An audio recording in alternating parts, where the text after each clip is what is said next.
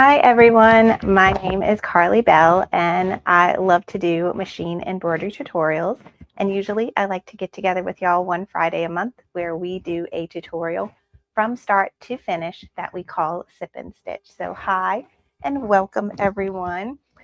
Sorry, I just got a notification that Facebook is not working. So if any of our friends that are on here on YouTube, if y'all wouldn't mind going and posting in our Facebook group. I just posted it with the YouTube link, but if y'all can go post and tell our friends on Facebook, say, hey, sorry, Facebook is not working for us today. And they can come watch today's tutorial on YouTube. And then, of course, the replay is always going to be there for y'all. So good morning. I see Linda and Sharon and Nessa and Star and Patty and Trish. Hi, all. I hope y'all are all having an amazing Friday. It has been a long week, and I'm going to tell you something ahead of time. I am not quite prepared for today.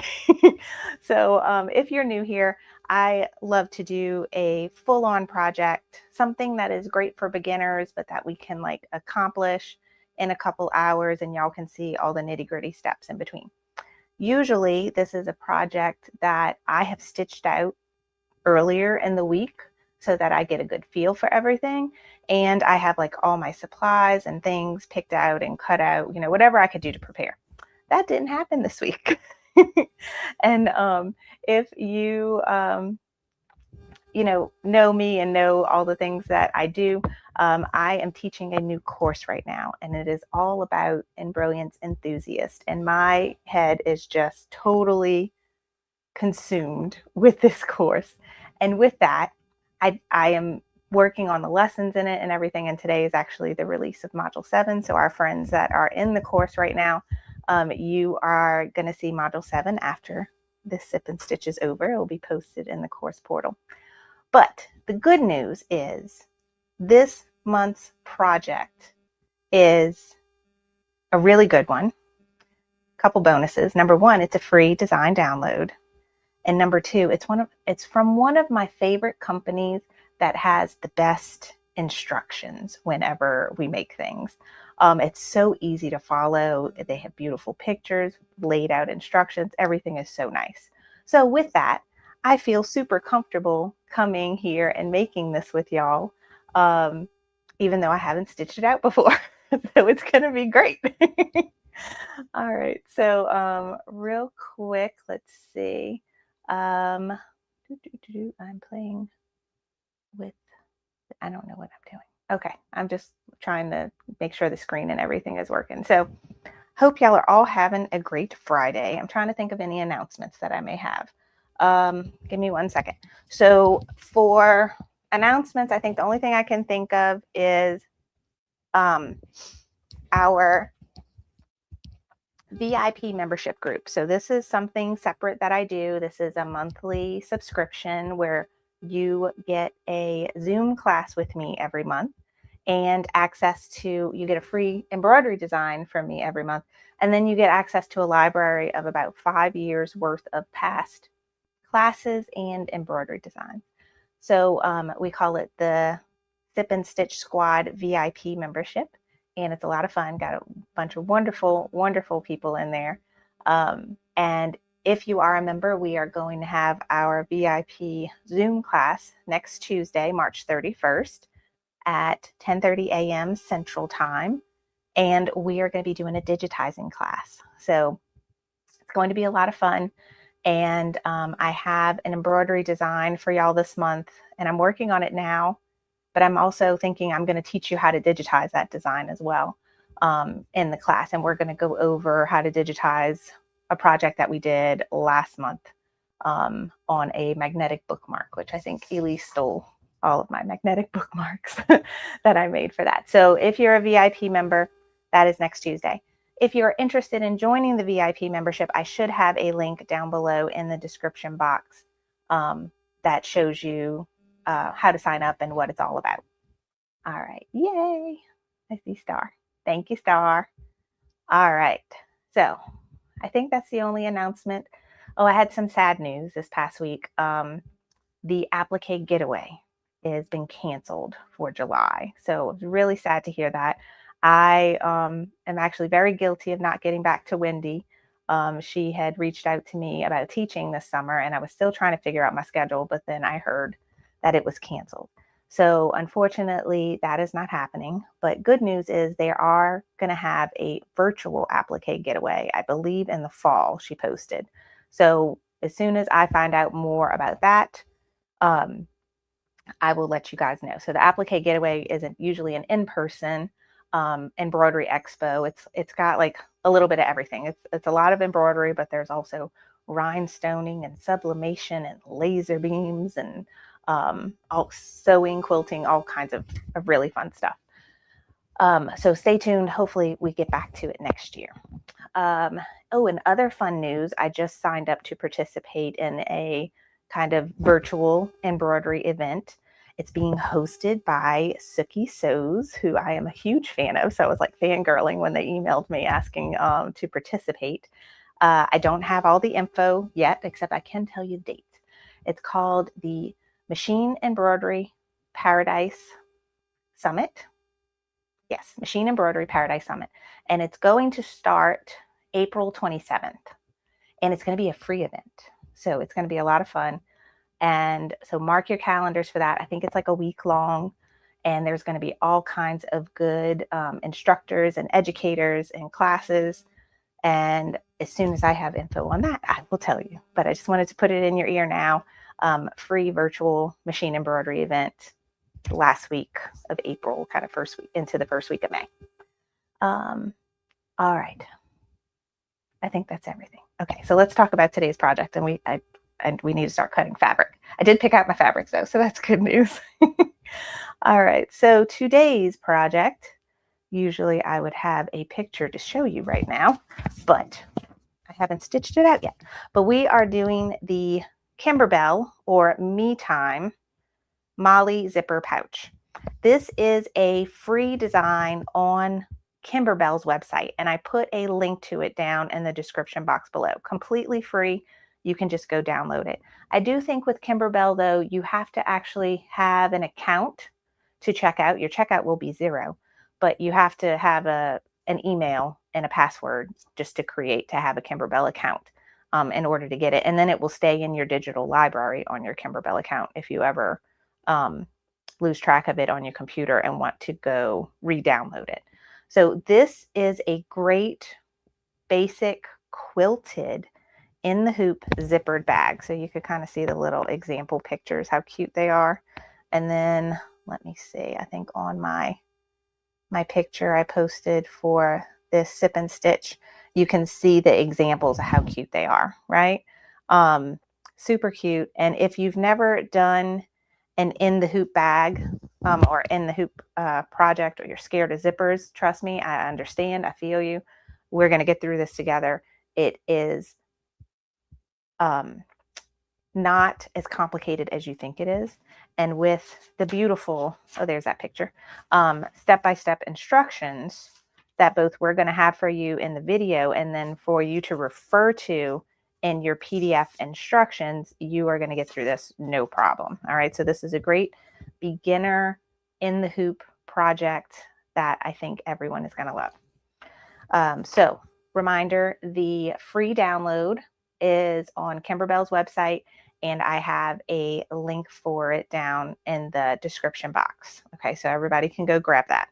Now let's talk about supplies. There are essentially 3 pieces of fabric for this bag. There is the front part that is like below the zipper and above the zipper. And then there's an accent piece at the bottom, and that accent piece carries on the back. So you pretty much have a front fabric and a back fabric. And then the bag is fully lined, so you will have an inside lining fabric. So you can choose to use only 2 and have the same fabric on the inside as you had on the outside, up to you, but up to 3. So this is what I pulled out this morning. So I think I like this one for my front. And then this is going to be the little accent piece at the bottom and then folds around to the back like that. And then this is going to be the inside lining. All right, so 3 pieces of fabric. You're also going, and because this is quilted, we need a couple pieces of batting. So I have some batting I still need to cut to size, but batting. All right. And they have the exact measurements of what you want to cut. Oh, another thing to mention is that this design comes in only one size, and that's 5x7. So this is anyone with a 5x7 hoop on their machine can make this bag. Okay, so the fabrics, the batting, they're recommending cutaway stabilizer. I have also used tearaway stabilizer for bags. We're going to go over, we'll do it with cutaway, and I'm going to show you what, there's one step where we're going to have to cut away some stabilizer while it's in the hoop. If you use tearaway, you won't have to worry about this step because you'll just be able to rip it out when the bag is all said and done. But I wanted to give you that option. You can use tearaway. And then lastly, the last thing that you will need for this project is a zipper. And this is where people kind of start to get hung up on these projects because zippers make them nervous. And I am totally there with you. When I first did this, zippers made me very nervous. And this is me coming like with no sewing background. I jumped into embroidery not knowing anything about sewing or quilting. So I've never done any sewing projects with zippers or anything like that. So when I saw that we can use a zipper on our embroidery machine, I was like, oh, that's cool. So I'm going to show you how to do that. All right. So let's go to the craft table and talk about zippers. Okay. So you have two options when it comes to zippers, and they're recommending that you have at least 8 inches. Your zipper does not need to be exactly 8 inches. It just needs to be at least 8 inches. So with these kinds of zippers that you can buy at your local quilt shop, Walmart, Hobby Lobby, they come in a variety of sizes. Like these are 14 inches. This one is 22 inches. This one's long.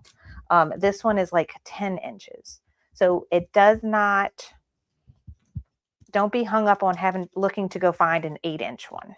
As long as it's longer than 8 inch, because what we'll end up doing is cutting it. Okay, we're going to end up actually cutting probably on both sides. You don't have to worry about having these pre-made zippers that are like ready to go. They have these little built-in stops right here. You won't have to worry about that because since the zipper is sewn in, it will have its own natural stop at the end of the bag. So if you are brand new to zippers, this is your easiest way to go because it's all put together for you. And the part that sometimes gets difficult, and I'm going to show you in my next bit, is the zipper pull. The zipper, and then the piece that actually opens and closes it, that's your zipper pull. Okay. This all comes put together for you nicely. So brand new, start with this. This is your easiest way to go. These zippers that come from like Walmart and Hobby Lobby, they are typically a skinnier zipper. They're all made from nylon, so you don't have to worry about, it's not a metal zipper. You want to use a nylon zipper so that you can actually sew through it without breaking your needle, because your needle will cross this point here and sew over it. And the nylon is no problem for the needle to go through. All right, so that is your first option. Ready to go zippers that you can get from the store with the zipper pull already on it. You want to make sure that if you do see a variety of widths of the actual zipper bit, the center where the nylon little piece, the teeth go together, if you do see like a very wide one, opt for the skinnier one. But I don't think I've seen anything of what I would call a wider one. Now, when you get into the next option, which is, oh wait, I have here, zipper tape. So we're going to put this aside. If you start making these bags and you like, oh, I love making these bags, you may want to opt for zipper tape. So this you can buy by the yard, okay? But notice there is no zipper pull on it. You are buying just the tape with the teeth on it. Now these teeth are cool because they actually look like metal. You can see it. Look like metal, but it's still nylon. Sorry if it's not focusing. So I have this one, and it has gold teeth. And notice that the kind of width of the teeth is about equal to this one. It's like a smidge wider. When you buy zipper tape, they do come in two sizes for measuring the teeth. These are called a number 3 zipper, and this is skinnier. This is more equivalent to our pre-made ready-to-go zippers that we can buy. But they also have thicker ones, and these are called number 5 zippers. So pull this out. So you can see the difference here on how much wider the teeth are with the number 5 zipper tape versus the number 3 zipper tape. But usually they come in packages of like 3 or 5 yards. Let's see, what's this one? This one might be 10 yards maybe. I bought a big one with silver teeth. They also have all kinds of beautiful options. Let me just show you my little variety collection I have started. Let's see. This one is like pastel ombre. This is a number 5. Most of mine are number 5s. I like the bigger zipper. This is the matching white one to this one, and one's number 3 and one's number 5 in size. I also have this like stripey one where it has different colors. Most of these I actually collected at the Applique Getaway that we were talking about earlier. One of the great things about the Getaway is they have wonderful vendor shopping area. Now the stores where you can get these kinds of things are Glitter Bug Fairy. I'm pretty sure I bought several of these from Glitter Bug Fairy. And then I always forget this name. Wizardry Stitchery. I think that's it. My friends that watch me on a somewhat regular basis, y'all probably remember better than I do. I want to say it's Wizardry Stitchery. I'll try to remember to go add the links for different places to buy zippers, but Amazon is also a really good option if you just want something simple. Like I got this white one with the silver from Amazon. And then Amazon also sells variety packs of all different kinds of colors of the pre-made ones as well. So lots of option when it comes to zippers. Now, this particular project is specific. They don't say what size zipper you can have, whether it's a 3 or a 5, but all of the example pictures that they have in their instructions and on their video, they are all these types of zippers. So I'm going to assume you need to use either this kind or a number 3. So I'm going to use a number 3 today. And once it stitches, I'll actually be able to tell the placement stitch that it's going to do on the stabilizer, like one of the first steps. I'll be able to tell if it can accommodate a number 5, and I will let you know. But zippers. Now, we talked about the zipper tape. They have 2 different sizes, number 3, number 5.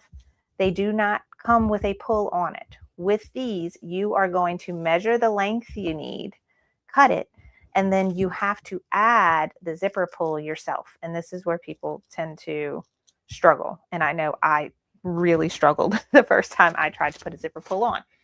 But there are ways you can do it without needing any tools. I've seen people do it with a fork.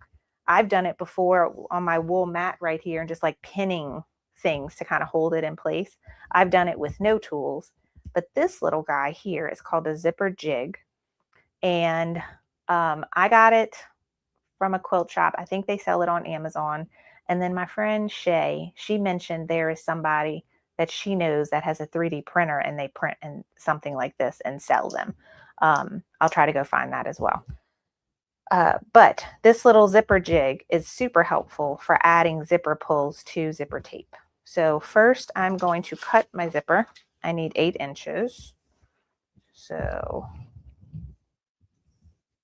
16 to 24, that is 8 inches. I'm using my mat underneath. Okay, so now we have 8 inches. Let me double check my math. Yes. All right, we have our zipper tape. Now we have our jig, and the jig has a spot, and it's hard probably for y'all to see, but it says number 3 here and it says number 5 here. And we're doing number 3. So I'm going to take my pull. Let's see, Vicki asks, what was the first company that I mentioned for the zippers? Probably Glitter Bug Fairy. And Glitter Bug, I think, is one word. They had a really great booth at the Applique Getaway, and they sell vinyl too if you are a fan of vinyl or faux leather for projects, zippers, patterns, all kinds of fun stuff there. And they have a good online shop, and they go to like every market and embroidery expo that I know of. They're always there having a booth. Okay, so I have placed my zipper pull, and the zipper pull has two, I'm probably doing this wrong. Yeah, the zipper pull has two sides. This side has like a little bar in the middle, and so it can feed on this side and this side. This is the side that you're going to want facing up. The other side is just one open hole, and that's where the zipper tape is going to come out, where it's interlocked together. Okay, so we want the side that has that bar separator, and so you see a hole on one side and a hole on the other. We put that in there. Now we're going to take our tape and we're going to separate it a little bit at one end like this. And just pull, it pulls right apart. Even if you pull the whole thing apart, you can still put it all back together. Okay, so don't be afraid. But you're going to pull it apart. And now I'm going to hold these two pieces and I'm going to feed it into the top of that zipper pull.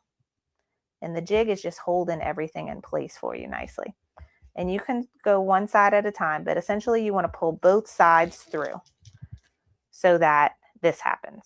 So I'll show you one more time. I can either pull this out this way so the whole thing stays together. And remember, I told you, you can pull this whole thing apart if it's going to cooperate. There we go. I could pull this whole thing apart if I needed to. Or if something happens and you accidentally do it. All right, again, zipper pull with the little bar side up, so you have the two holes on either side, and you are feeding your tape with the coil side going towards the top where the zipper is, and it just goes right through these two holes, and now when it comes out the other end, they're together, and I can do this. But if I pull my zipper pull off, then I will have to start over again. But that is how to use zipper tape and add a zipper pull. You don't need this, but it is super helpful. It's called a zipper jig. And I would say try this once you've made a bag with these and like you are hooked and you want to make them all the time, then you can start investing in a whole variety of zipper tape like I have. It's a bit addicting. And then I don't want to hook you too bad, but once you do this, your options really open up because you don't have to use the pull that came with the tape. So usually they'll give you a bag of 10 or 20 of the pulls that kind of match your tape. Another Glitter Bug Fairy, that's where most of these have come from. But you can start getting into decorative pulls. And let me show you. Now, all the decorative pulls I've seen though are specific for the number 5 zipper tape, the wider one. The pull does have to match the tape in the size because it's going through the teeth, right? I don't think she had any number 3 decorative pulls. These are all number 5s, which is again why I tend to have a lot more number 5 tape than number 3. But here are some options. They come in a variety of different metals. So you have rainbow, you have silver as a Mickey head. You have, I have a lot of rainbow. Like this one's a spool of thread with some roses. I really like these handmade. So this is just a basic bar, but it's got handmade engraved in it. This is just a basic bar in silver, but they can come in a variety of different metal finishes depending on what you're looking for. This is like gunmetal, gold, even rose gold. I got rose gold, silver, rainbow, or kind of iridescent holographic, all kinds of fun ones. So this is where the shopping bit becomes a problem, because then I want all the cute zipper pulls. And they had a great deal where I could fill up a little bag of as many zipper pulls as I could fit in the bag for one price at Glitterbug Fairy when I saw them at a show. I don't know what their prices are on their website if you're ordering online, but you can always email them and ask them about that. So again, usually the decorative ones, check the size on them. I think most of them are probably specific for a number 5 zipper. And whether or not you use a number 3 or a number 5 zipper will all depend on the design, right? So this Kimberbell design, I haven't stitched it before, but we're going to see once I stitch out that placement stitch, I'm going to tell you whether or not you can put a number 5 zipper. But some of my favorite digitizers that sell in the hoop bags, they usually offer it in both sizes. So like I would say my number 1 is Parker on the Porch. They sell in the hoop lots of in the hoop zippered. Let me see. I'm trying to talk to you now. Parker on the Porch sells tons of beautiful in the hoop zippered bags. She always offers it. You can buy the design that fits a number 3 zipper, or you could buy the design that fits a number 5. Designs by Juju, I think she offers it in multiple size. Not Designs by Juju. I think she does have zippered bags. I haven't checked hers. Designs by Little Bee. She has multiple options, and I know there are probably a ton of other places that sell cool. We did a really cool bag a while back. The spider web bag, and now the store has lost me. But my friend Julie turned me on to this Stitch Theory, Fabric Theory, something like that. I'm sure somebody in the comments will remember, but they have some super cool in the hoop zippered bags, and they will offer either number 5s or number 3. So just look at the description of the design to know which zipper tape you would use with that project.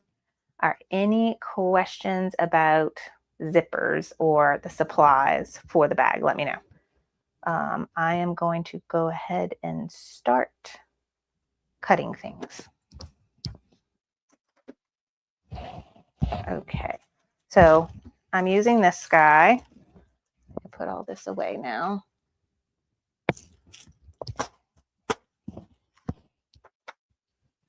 Need this. And then I'm going to move my ironing mat because we're going to be cutting. All right. I got my instructions. I got my batting and my fabrics and rotary blade. And most of the sizes are by 7. So I can use this ruler. Will probably be best. A 9.5 square. Okay. Fabric Theory. Thank you, Star. They have some really cool stuff. And I'm sure there are a ton more. I'm just not, my brain isn't working to full capacity this week. It's overloaded. All right. We need 2 pieces of batting that are 5 by 7. So 7. And it doesn't have to be perfect because you're going to end up trimming it.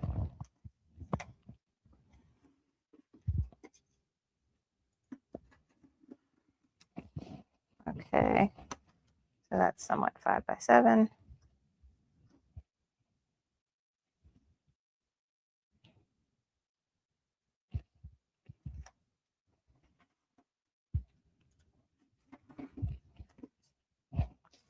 Okay. Got my 2 battings. All right. Fabric number 1 is above and below the zipper. So this is going to be like your front fabric. And I'm probably going to iron this. So let me turn my iron on. And we need 3 by 7 and then 1.5 by 7. Let's see, this is a strip. That may be.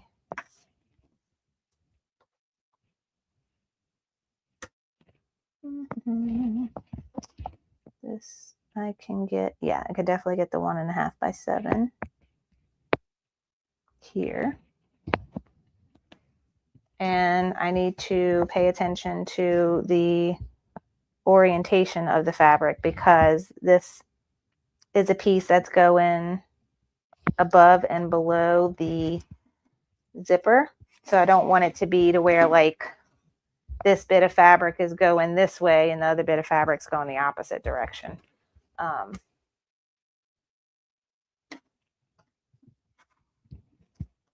Okay, so there's my top strip. And again, I want this to be going in the same direction. And I need 3 by 7.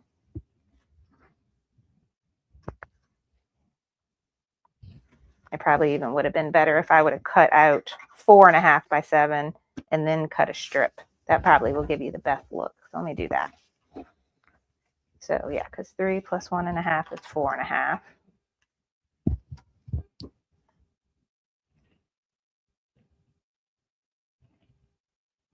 Something like this.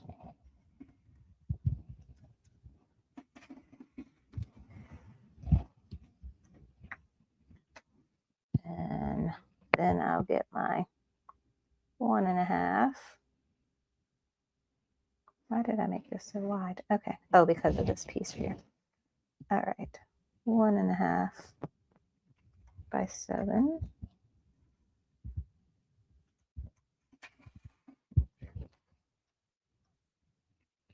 And then 3 by 7.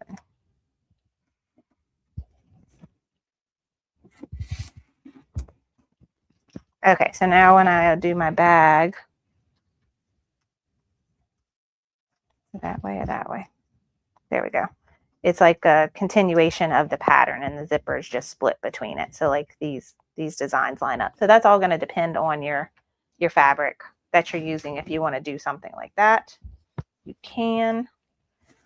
Okay, this is done.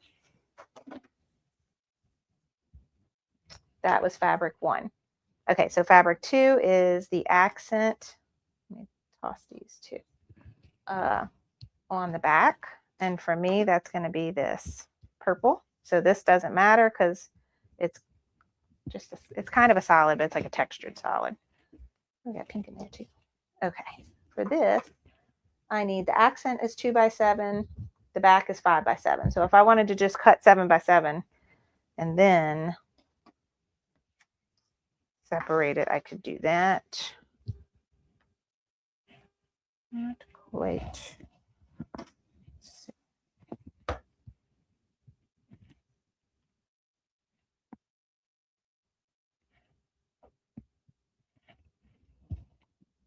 Okay, 7 by 7.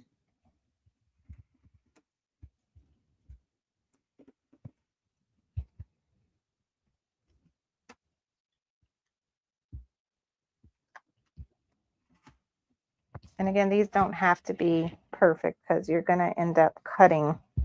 This is going to sew the bag and we're going to have to turn it out when we're done. But I do need this in 2 pieces. So what do I need? 2 by 7 is that accent piece. Okay, so there's my accent and my back. And then lastly is the lining. All right. Bedazzling Design says, zippers scare me. We'll do this as my first in the hoop project. Yay! You're going to love it. Go get some of these easy, ready to go zippers from Walmart, Hobby Lobby, whatever local store you can grab them, or go get a variety pack on Amazon. And it's going to make the process so straightforward and simple. All right. We need 3 pieces of the lining. It's a little complicated because I don't have a bag. Okay, this is a different bag, but it's not quite made the same. So this is an in the hoop zipper bag I made a long time ago. This is from Designs by Little Bee. I'm pretty sure. Yeah, Designs by Little B. So notice with this one, the zipper is all the way at the top of the bag, right? The bag we're making, the zipper is a smidge below. So they got a little bit fabric above it. The lining on the inside will also have a little bit fabric above it. So that's why you need the 3 strips, that little piece above the zipper, the full piece below the zipper, and then the full piece for the back. Oh, and we didn't even talk about how when we get to this step in the design, we can add these kinds of fun things to the end. So I'm glad I pulled that out because that reminded me. So if you, once, like I said, make the simple, if it's your first time doing in the hoop, just make the bag with the simple, easy zipper, and as it is. Don't make it complicated. Once you feel comfortable doing that and you're ready to make it complicated, then you can add all kind of fun stuff to the side. Okay, so what do I need? I need 3 pieces that are all 7. So 5. So 4.5 plus 1.5 is 6 plus 5. That's 11. My ruler doesn't do that. So I'm just going to do, let's do 6 by 7 first. Oh, this has selvage right there. That should not matter, but let me do this. Okay. I always gotta double check I'm not cutting something else underneath here. Well, the corner's always better, huh? Let me cut the selvage off. That'll make my life better. So this is Riley Blake fabric. This is like one of the first bits of fabric I bought. I bought like every color chevron from Riley Blake when I first started embroidery because I was obsessed with chevron, and Abigail needed to applique everything.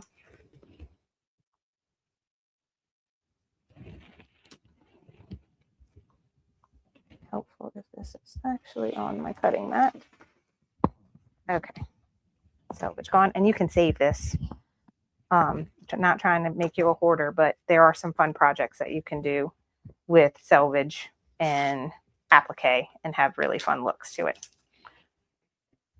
That's for another day though. Okay, back to work. Let's do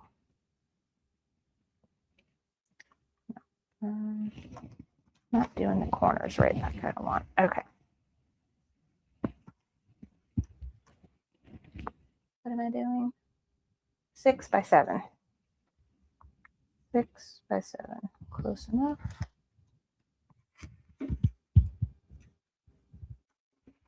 Again, I should pay attention to the direction. So this is above the zipper, below the zipper, and then the back. So I'm gonna make the back go in the same direction. 1.5. Let me do actually this way.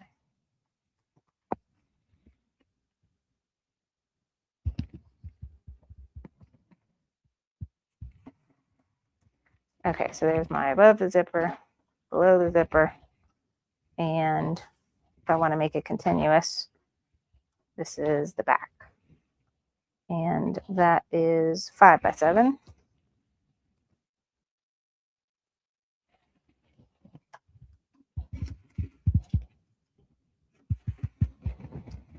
Okay, there we go. Fine, all the fabrics cut out. And now I'm just gonna cast a little iron on them, get the wrinkles out.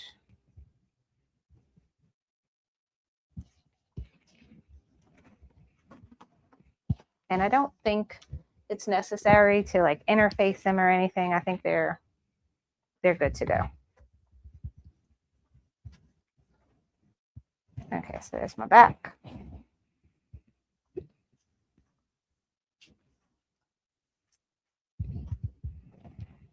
And because I've done these kinds of projects before in my head, I can think of the construction.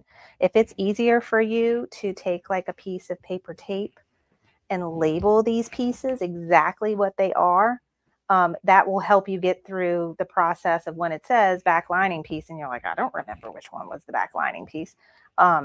Just get, like, you're going to need this for the project anyway, just some paper tape, and just stick it on there and write with the pen what that actual piece is. Just like you would, like with your, if you quilt and you label your pieces, A, B, and C, D for quilting, you can do that and then put marks on your instruction PDF that, okay, what I have labeled as A is the front above zipper piece.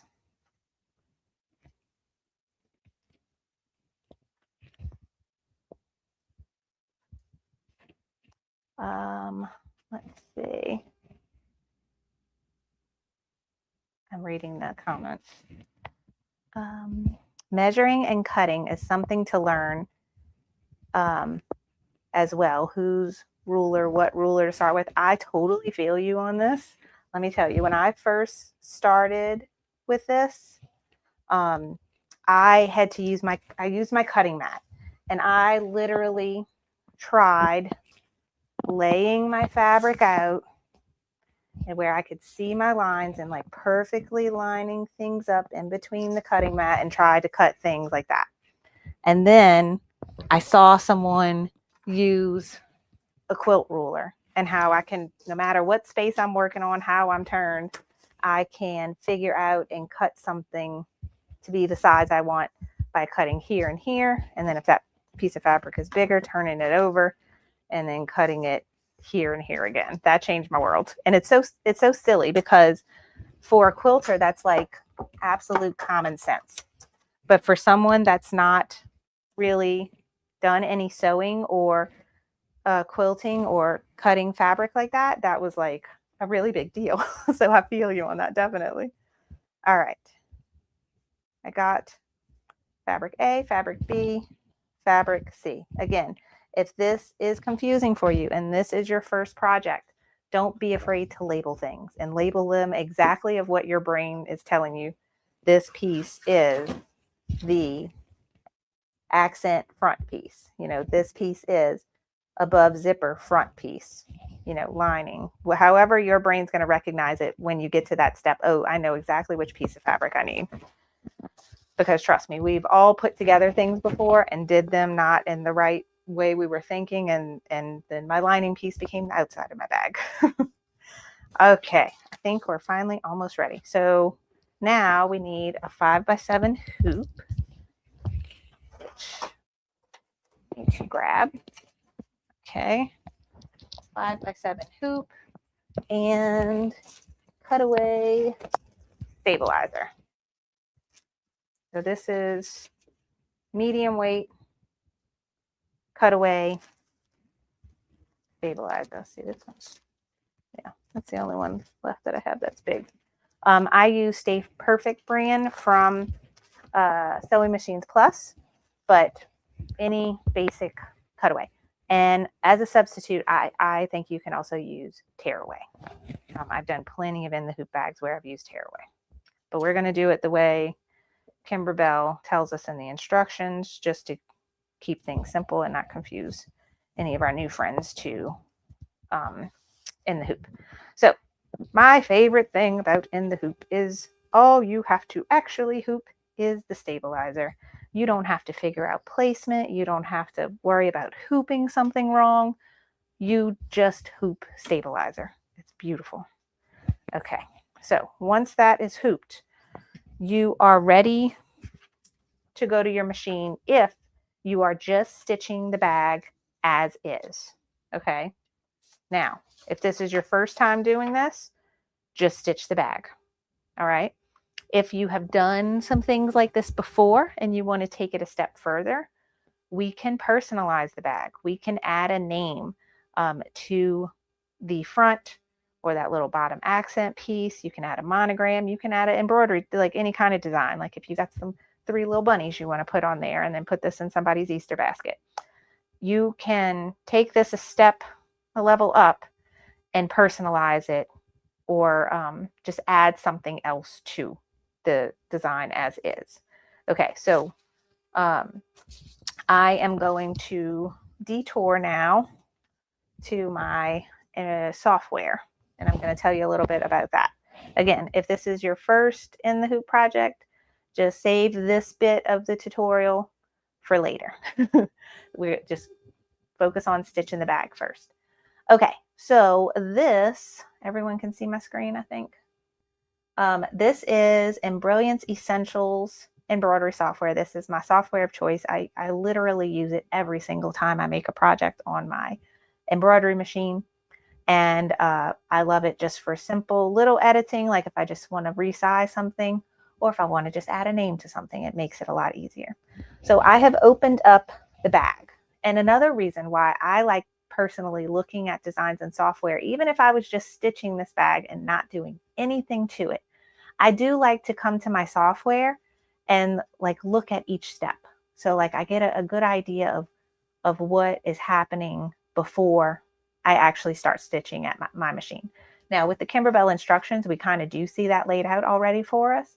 But if you have a design that doesn't really have instructions, this is where you could kind of come and pick the design apart and figure out what you think goes where, and like if something is an applique or placement steps, you know, different things like that.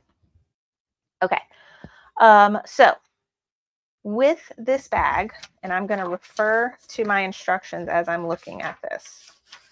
Okay, the first step is the batting placement line. So this just gets stitched right onto the stabilizer. And then you're going to lay your batting on top. And then you will stitch this step after. And that's going to tack down your batting. And then you trim it to fit just like an applique. You're going to trim it around these pieces. All right. Next is the zipper placement line. So this is where it's going to show you, it's going to just stitch these lines right on your stabilizer, and you are next going to lay down your zipper, and then it will actually stitch the zipper. And looking at this, I think we can fit a number 5 zipper, but we'll really see it once we stitch it out, and I can hold a 5 zipper. The difference between 3 and 5 zippers is this stitch right here. Like this stitch will pretty much be the same because all the tape is usually, the overall tape is the same width, but where the stitch line is that actually tacks it down, sometimes the number 3 designs, this is scooted in more because it knows that tape is not so wide. And for number 5, it's scooted out more to allow more room for the width of the coils. This looks like it can accommodate both, but we'll see when we stitch it. That's going to tack down our zipper. Okay, so that was stitch number 4. Then now the step after this is when, because you're using cutaway, we're going to do a step where we're going to take the stabilizer off behind the zipper. But we'll get to that when we're actually doing it. Let's just go through the steps for now. Then this is a line that's going to help stitch down that front piece of fabric that goes above the zipper, and that's going to tack it down. This is going to attach the front regular piece of the bag, and then this is going to tack it down at the bottom, and then that's going to attach our bottom accent piece, and that's going to pull everything together. And then the quilting. I'm dissecting this right now and figuring out after which step should I add the name. Okay, so I'm looking at my first assumption is we can stitch any kind of personalization we want after the quilting. We also have the choice of not doing the quilting. If the quilting is going to take away from something else you want to add to the bag, you can just not do the quilting, but you can delete this step and replace it with your personalization of choice.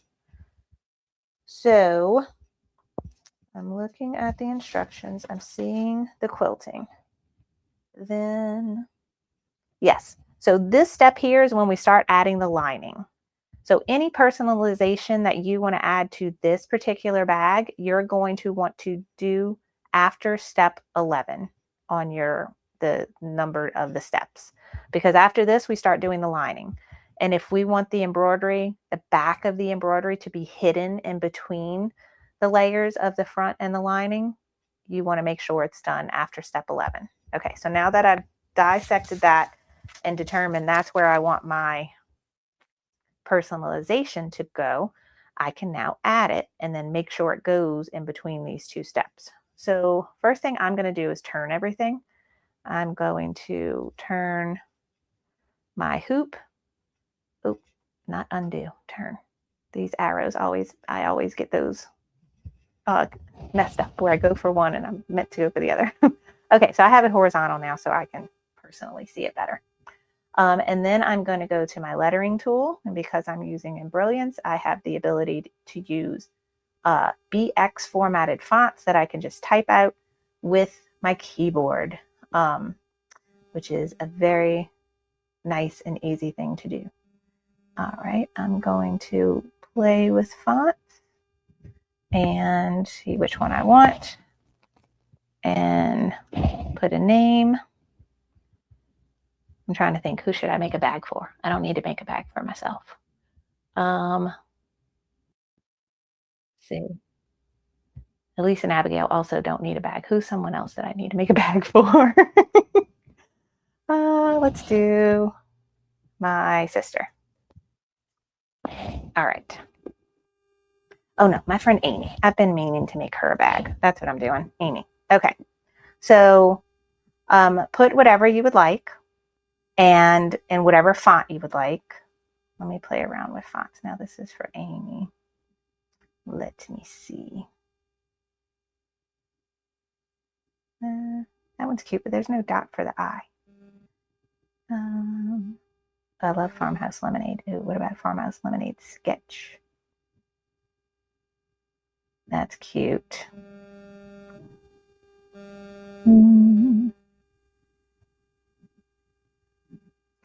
No. Oh, there's one up here that I like. That's from Alphalicious, and it's real thick.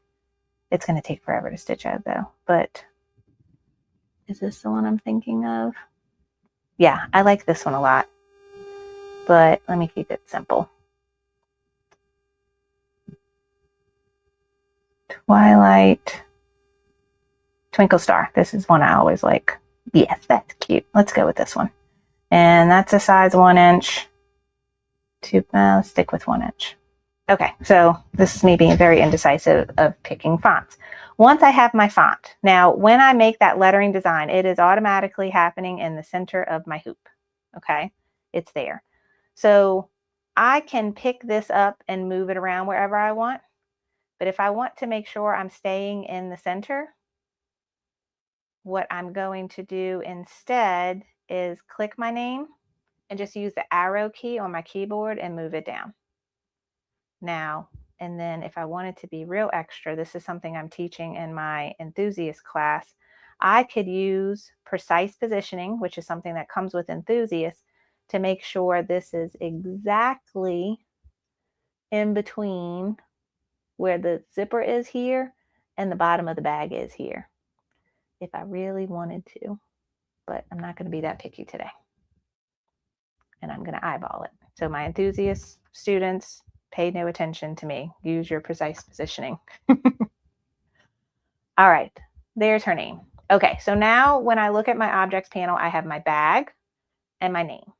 I need to go move my name within the steps of my bag to be after step 11. So I'm going to highlight it, click it, drag it, and try to get this line right underneath 11. There we go. Now what has happened, it's split it into 3 segments. This is steps 1 through 11 of the bag. Then this is my name. And now this is steps 12 through whatever, the rest of the 13, 14, 15, 12 through 15 steps of the bag. But they've renumbered it as design 3 and then started over the numbering. So that's where we want the name. So this is done. I think I am safe to say this is ready to stitch. Now I added a name. You can add a monogram. You can go and dig through your embroidery files and find a cute little bunny. You're going to do the same thing. You're going to merge it in whether you drag and drop or click the merge a stitch file button here, so that you're combining the bag with your design of choice. Get it placed where you want it on the bag, and then make sure after it's placed in the spot where you want it to be stitched, you need to place it in the order that it needs to be stitched, which in this case is after the quilting or step 11. All right, that is all. So now I'm going to save this as a stitch file on my USB stick, and I'm going to name it Amy Bag and save. And then I need to eject my USB stick from my computer. On a Mac, I'll click here. I think on a Windows, you click somewhere down here and say safely remove the external hard drive. Okay, so that is done. And now I can go plug it in my machine. If you have a wireless Brother or Baby lock, you also have the option to go to utility, Wi-Fi to Brother or Baby lock if they are on the same Wi-Fi network. Okay, I have not been looking at the chat. Sorry about that, but let me know, are there any questions about personalizing the bag if that is something you're interested in? I need to fix this camera possibly. Yep. All right, now I'm going to switch you over to the machine. Oh, and one thing I forgot to get, thread stand, and I have not picked up colors. So this bag, you really only need 2 thread colors, okay? Think about the one spot where you're going to see a thread line is right above and below. Maybe, I don't know, I have to look at this bag. There may be a stitch line that you will see above and below the zipper, and the actual quilting, and then the name. So I really only need to pick 2 thread colors in this case. And what I want to do is pick a thread color that is going to look, for me, I want something discreet that will quilt with this fabric, and you will get a bit of this one. So I'm thinking like a light purple color. I have a bunch over here.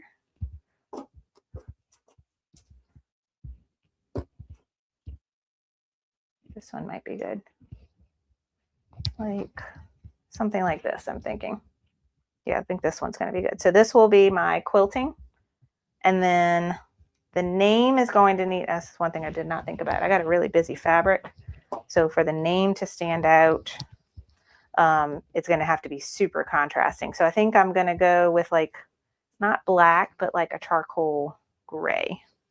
Again, sorry, I got to walk in front of the camera to get to this thread. Yeah, something like this.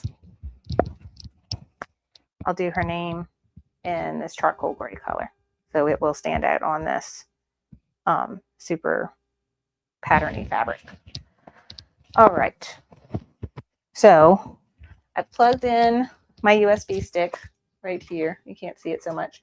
I'm going to click a little pocket and click USB. Let it think for a second. Now, this is a Brother NQ1700E. This is an embroidery only machine that has a max embroidery field of 6 by 10. This was the machine I wanted after my 5x7 machine. I had the PE770, PE800, PE900. This is kind of the level up from that machine because you get a larger embroidery field. And then back in the day when you had the 770 or the 800, those machines did not cut jump stitches. This one does.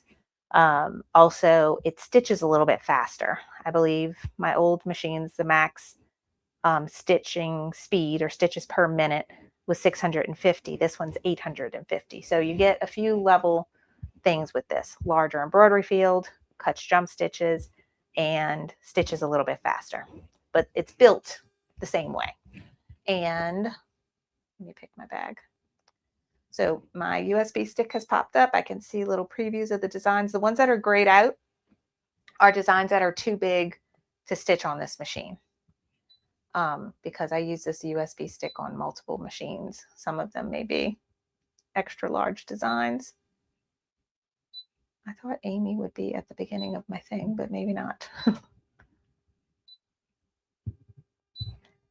Keep stitching. There it is. It's the last one. Okay, so there is my bag. I'm going to hit set. I'm not doing any editing on my machine because I did it all on my computer. Embroider. Okay, so now it's ready to stitch. All of these machines come with a horizontal spool holder. I personally do not like these because I find, never fails, my tension gets messed up because the spool doesn't feed off nicely. So I prefer to use a vertical spool holder, which I'm going to put over here on the side. And I'm just going to go ahead and load, hopefully I have enough of this purple thread. The thread that I'm doing the quilting in is what I'm ultimately going to do all of my steps in, so that I don't need to do color changing in between each step, because lots of the steps for this bag will not actually be seen. It will be in the seam. Okay. So I am threading, and it has an automatic threader, but I need to lower. Oh, I forget with this one. This one has a button for the presser foot, so I don't have to mess with this knob thing on the back. I could just press here. And this one, actually, I'm confusing myself with my smaller machine. This one I can thread it and do this, and when I do it, it will automatically lower the presser foot for me, because the presser foot does need to be lowered to thread the needle. But with this machine, it will do it for you. My PE800, it does not. So if I try to thread the needle and the presser foot's up, I have, from past experience, messed up my needle threader. So if that has happened to you, don't worry, you are not alone. Presser foot down. All right, I have a bobbin already in here that looks semi-full. I got my design loaded. I got my hoop with my cutaway stabilizer. And this has slide-on hoops, which is a very nice feature compared to my smaller machines. And you just put this little lever bar down to lock it in. Okay, first step is lower the presser foot. I get my green light. And this is going to stitch the placement for the batting.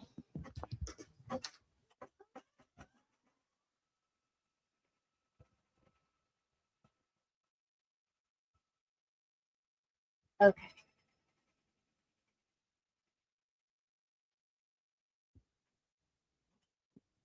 All right, I see Joe has joined us. Hi, Joe. Sorry if I confused anyone. I did start today's class an hour earlier than I normally do because I have an event, there's like a mom event at Elise's school, and I have to be there at 12:30. So I was like, I don't want to cut it too close. And normally these projects take me about 2 hours, but I wanted to make sure I gave myself enough time to get to her school before 12:30. So that's why we're starting a little bit earlier today. All right. This is like a tiny little bitty strip of batting. Like, what is the point of that? Okay. So I have a placement stitch that you cannot see because it is too bright. There we go. Block the light. Y'all can see this box here, and there's like a little tiny strip right here. So now we're going to lay the batting that we cut earlier right on top of that. Normally you don't need to tape it in place or anything, but I do watch it because depending on the height of your presser foot, sometimes it will drag it. So just pay attention. It's all going to depend on your machine, and have like a little stiletto close by to make sure it is not dragging. But now this is going to tack down the batting.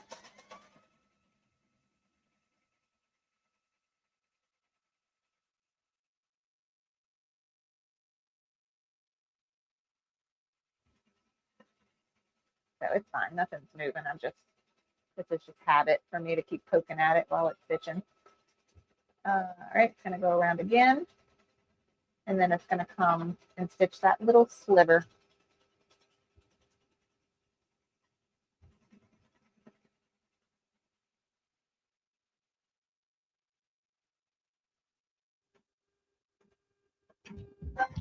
Okay, let's see. I'm checking the comments because I missed a lot of stuff.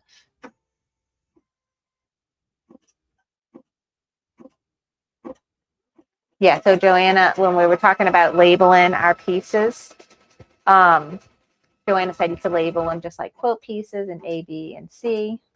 That's a great idea. Okay, so now it's going to do that little sliver at the top. And it's giving you a placement line here where your accent piece is going to be, your accent piece of fabric.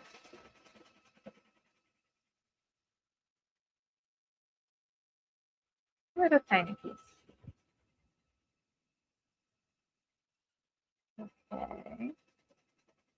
Will this work with Hatch? Okay, so bedazzling designs, will this work in Hatch? I believe so, yes. So Hatch is just like any other embroidery software where you should be able to open up any format embroidery design. So you should be able to open up this design from Kimberbell, and whatever, you could choose any format. And then use with Hatch is more of a digitizing software, but I'm sure it comes with fonts that you can use and such. And you would do the same thing. You would create your name or lettering design, and then you should also have access to the orders of the steps and move your lettering design so that it is after step 11, we said, right? Okay, so now we have our batting has been tacked down. And this is a part, this is an example of it does not matter what color thread you use for this part. All of this is going to get hidden, okay? But now we are going to trim this batting just like an applique. So I'm going to pull my batting up and stitch right by the, cut right by the stitch line.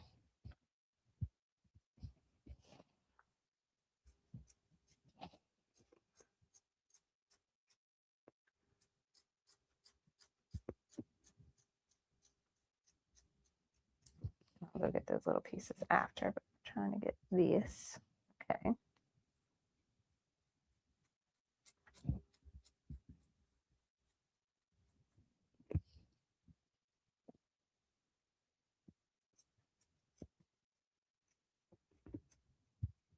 All right, this is going to be the only bit that you're really going to trim like next to the stitch line. All the other pieces of this, it's going to be okay for fabric to be poking out the edges on the three sides. All of that's going to end up being in the seam of your bag, and you will trim it to something more reasonable like a 1/4 inch when the bag is all said and done. Okay. All right, so we have done according to the instructions.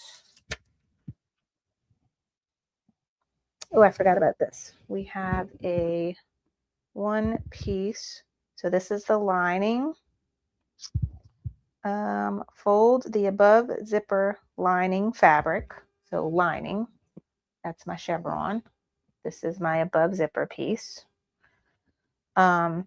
Fold it down a 1/2 inch on the long edge with wrong sides together.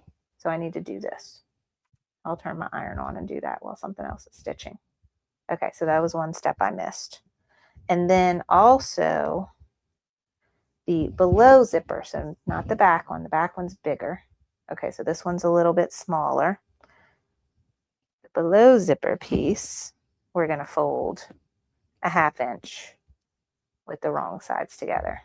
Okay, so these are your lining pieces that are on towards the front of the bag that are above and below the zipper. We have to iron in a little 1/2 inch seam allowance. Okay, but other than that, we have stitched the placement. We've added the batting. Do this.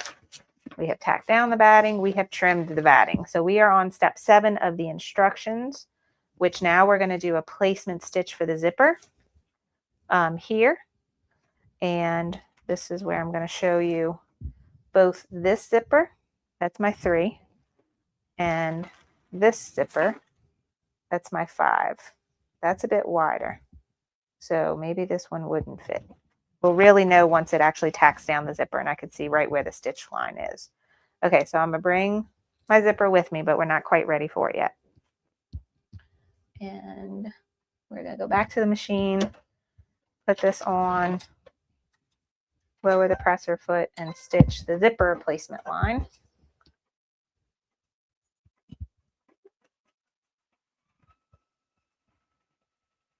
Which you really don't need a placement line for the zipper because you can see it's going to go in between the two pieces of batting.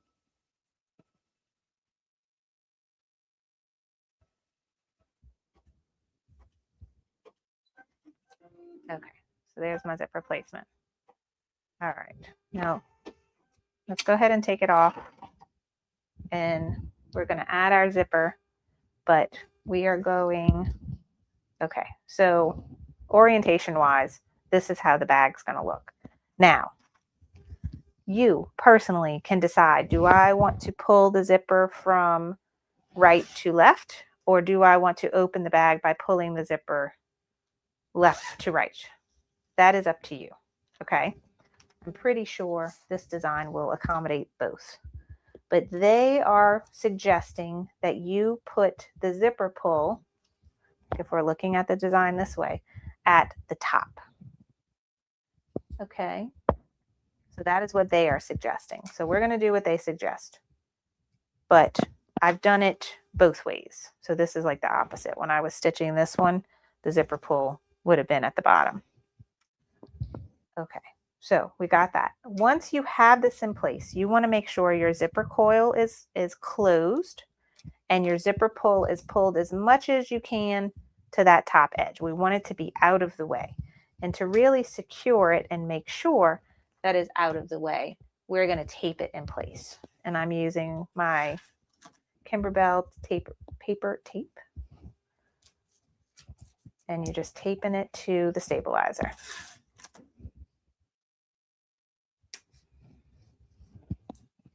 If you want to really make sure your zipper pull doesn't do anything, you can tape that down as well.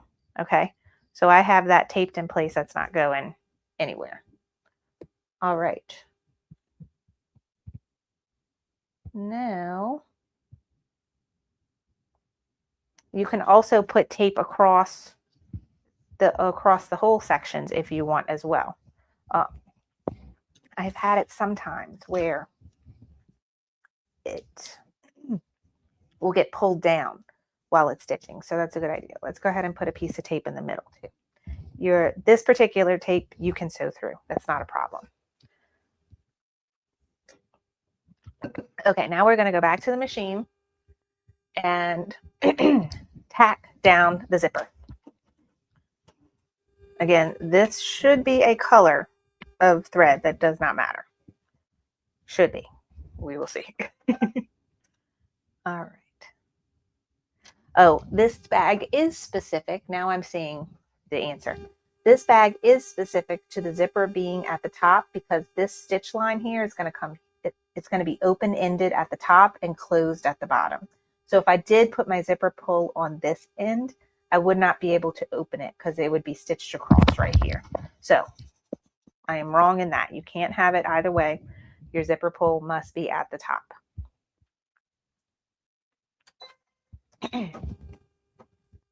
Again, you can have a stiletto close by just to make sure nothing's shifting or moving. You can see here it's going to go across your nylon coils and leave this side open so that eventually we can pull the zipper pull. All right. Now let's take this off the machine. And this is what we have. You can see that. And let's go back over here. I have totally lost all the chat. Okay. Can you use fleece or foam? Yes, I would assume you can. This is just giving that lofted look for the actual quilting that's getting put on the bag. I've done plenty of bags like this one right here where there is absolutely no batting or loft to it, and you can see like kind of how flimsy it is, so it's going to give it more structure. But yeah, you can use whatever you would like. One thing to be mindful of is the thicker the item you use for this batting, you may need to consider, does your machine's presser foot have the ability to be adjusted, because if it gets super lofty and high, you may need your presser foot to come up a little bit higher so it's not dragging and pulling your bag as it's stitching. Okay, but great question. I lost my mouse. There we go. Oh, the Dazzling Design likes my, I love my scissors. So I've been a fan of these for all time of my whole embroidery career. These are tweezer-like snips. They're right-handed or left-handed. The two companies that I like are the Kimberbell version of these scissors and a company called Havels, Havels. Those I find work the best, but this is my favorite style of scissors. Okay.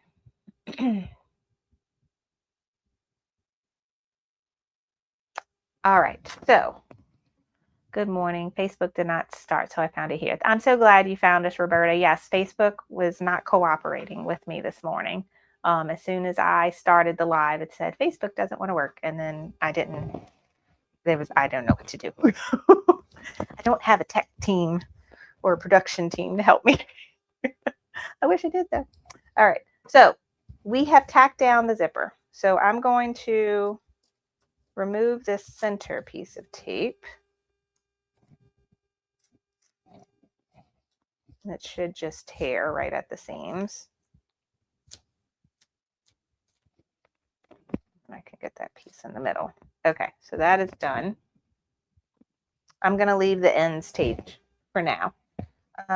But what we need to do is think about when we're done stitching this bag and we unzip it. What's going to be right behind the zipper?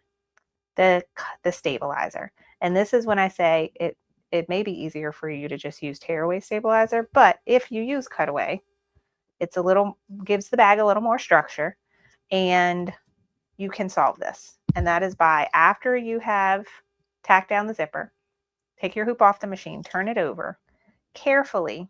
And these scissors are great because they have a super pointy end. I can poke through this stabilizer without too much pressure. And I am not cutting through my zipper. I'm just cutting through my stabilizer. And I'm about to follow this zipper stitch line that it just did and cut out the stabilizer behind the zipper. So now when we're done stitching the bag, when we unzip it, we can actually get through the bag. Okay. So you see I've done that. And then I don't know how far we should go this way, as far as we can. Something like that. Okay. So now we have it to where the zipper is exposed on the back. If you use tearaway stabilizer, you will wait till the absolute end of you're done stitching your bag, you've taken it out the hoop, and you're starting to turn it right side out. You'll be able to just poke your finger through and pull the tearaway stabilizer out from this space right here. Okay. So that was step number 11 on the PDF instructions. Okay. Step number 12, turn the hoop to the front. Place the above zipper fabric right side down with one long edge of the fabric aligned with the right edge of the zipper tape. Okay, so this is the right edge of the zipper tape, right? This is my above the zipper piece of fabric, and I'm going to put it right side down, and I'm going to align it with the top of that zipper. Okay, and you want fabric overhang on this side and this side. Remember, all that's going to end up being your seam around the edge of the zip of the bag. Okay, but we're going to trim that later. So I just want to lay this like that. And what's going to happen is it's going to stitch here, and then we will pull it this way and show the pretty side of the bag. Oh, another thing, let me think about my orientation. Okay, so this is how I want my bag to look, so that it looks like it flows. You see that? So I got that figured out. Now I know I'm putting this on correctly. I'm just going to move this out the way, and I'll double check that again when it's time for that piece. Line that up with the top of the zipper. Have a little overhang on each side, and you can tape this down just to be safe, but you probably don't necessarily have to. Okay, so I have that taped. Now it is going to go stitch that one line right there. Okay, let's go do that step. And this is going to be stitch step, as far as the design goes, is stitch step number 5. Lower presser foot and go. And now you can see why all these stitches that we're going to do for the bag, the thread color does not matter, because they're all going to get hidden like this.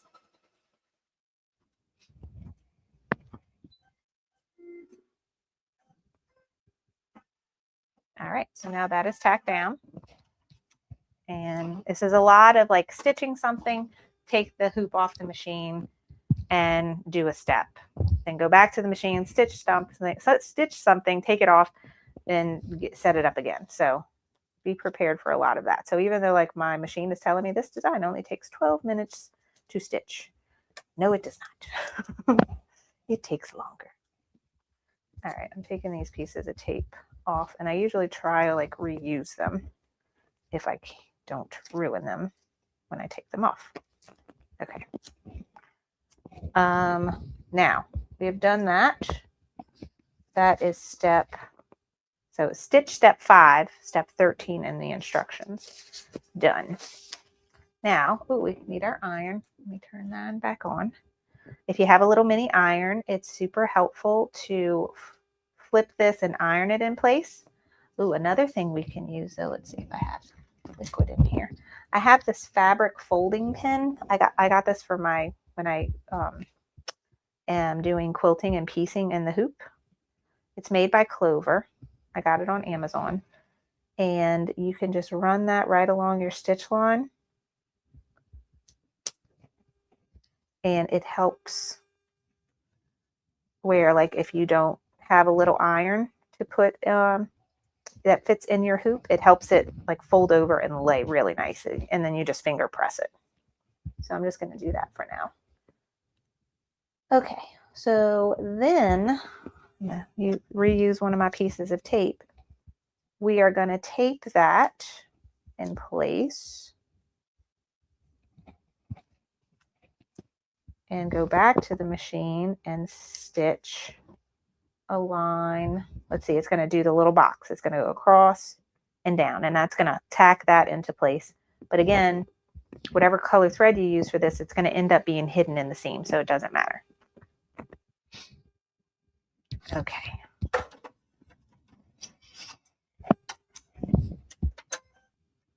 So we're stitching step 6, which is tacking down the top front piece of fabric above the zipper.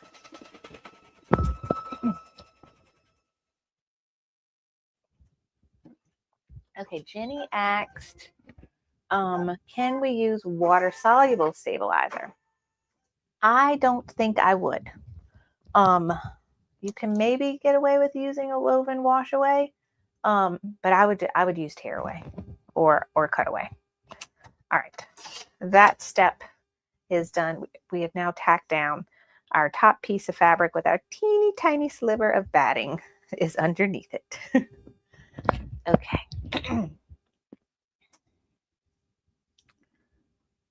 Okay, let's see. Julie said she tried to order through my links, but many are discontinued items and go to dead ends. You might want to check all your links. I want to support you. Thank you, Julie. Yes, this is a problem I was having. I actually worked on trying to fix some of those for the links for this particular project. But yeah, I was talking to my friend Carol, who's trying to help me with like the back end of my business. And that's going to be a huge endeavor of me fixing all the links to all my previous sip and stitches, because Sewing Machines Plus changed their website, and now none of the links that I have for them actually go to the place where they're supposed to go. So I apologize for that. If there is ever an item that you are looking for, you can always email me at hello@carlybell.com. I I have a little thingy for that. Let me show you. There we go. That's my email address. You can always email me there, or you can message me on Facebook or Instagram and tell me what item you're looking for, and I will give you the link, because as Julie was saying, that does actually help support me a lot when y'all purchase things through my referral links. It's at no extra cost for you when you purchase through my referral links, but it helps me a lot. So thank you, Julie, for talking about that. Okay.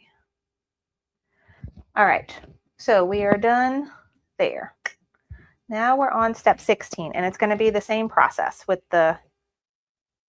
this fabric. Okay, I'm making sure this is flowing how I want, and I'm going to turn it up now and line up the edge of my fabric with the edge of the zipper tape, right sides together.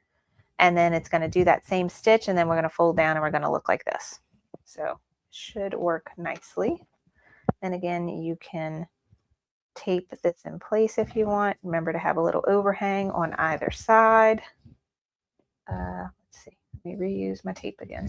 There's this. Again, I'm double checking that I'm putting it the right direction. Yes.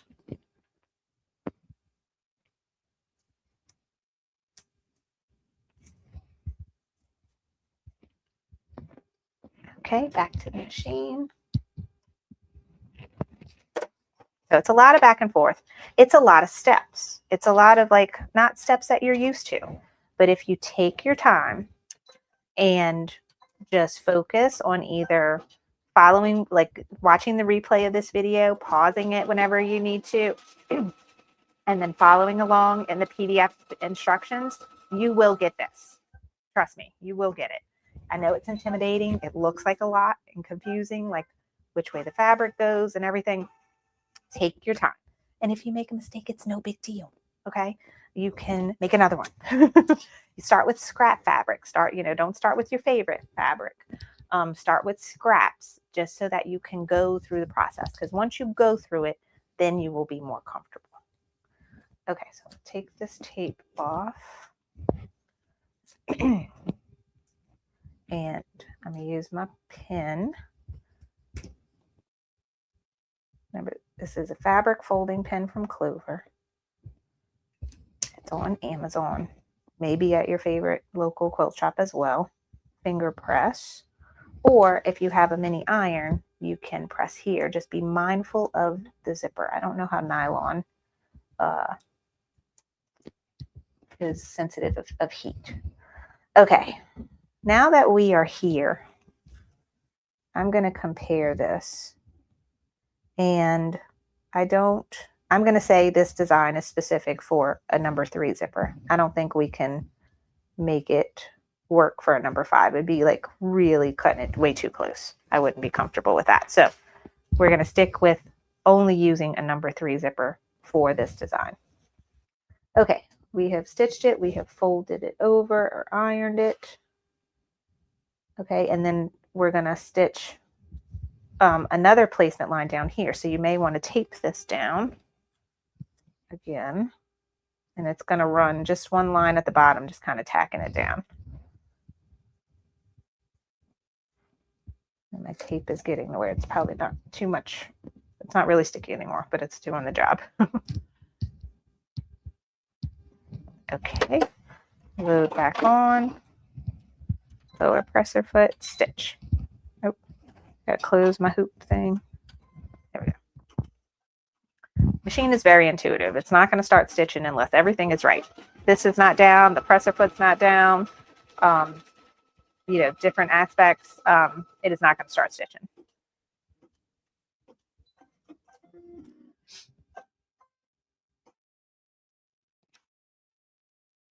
Okay, so there we go. And back to the craft table. You can see this. Okay, I think this tape is done. All right, next. If this is going down a little too far, you can trim it. Also, if your accent fabric is a lighter, and you might see it through there, you can trim this. I don't think it's a big deal. But the fabric that I chose, it's not a big deal, but we'll trim it just to show you. Okay.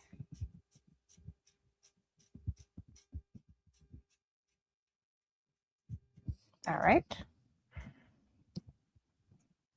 Now we have our accent piece. Okay, and we want it to look like this. That's the right side up. I'm going to turn it to my right and put the right sides are now together for the bag, and then line it up with the bottom of this. So trimming this also helps you create that placement line. If I wouldn't have trimmed it, I wouldn't have really seen the stitch line to know where to put the bottom of this fabric. All right, once that's in place, you can tape it to make sure it stays where it's supposed to, and then go and stitch one more line, and then we'll flip it down.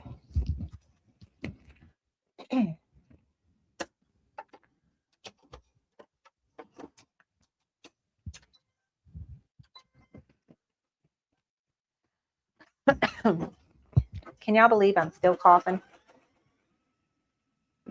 For any of my friends that were that watched the last month's Sip and Stitch, which we actually did the first week of March, I went on a trip up north for the week of Mardi Gras here, which is, when was Mardi Gras?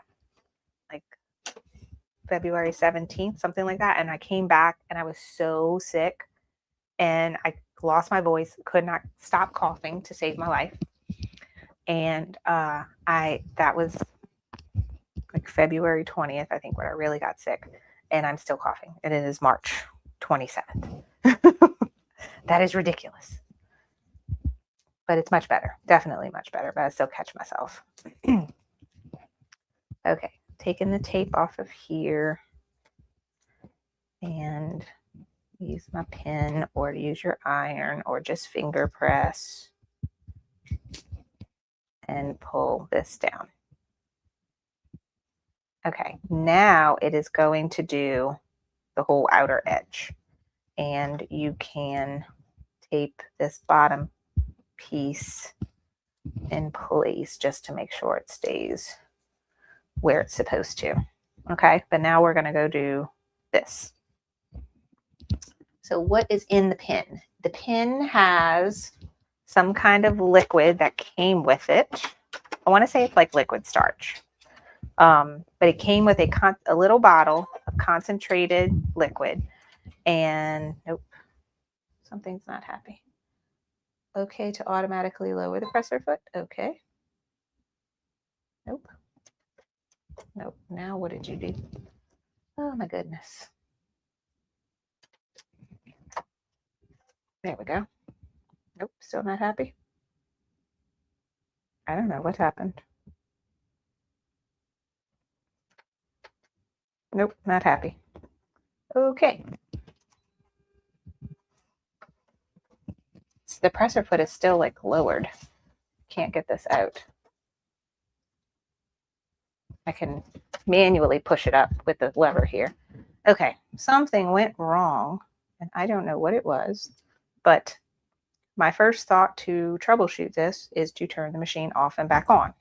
And that is really no big deal with this particular design at all, because I literally just loaded it and started stitching.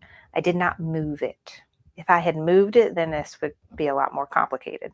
But because I did not shift the design at all in the editing screen before I started stitching, I can turn this machine off, turn it back on, and load this design and skip ahead to this step. So that's what I'm gonna do, and allow it to recalibrate. And hopefully that solves my problem.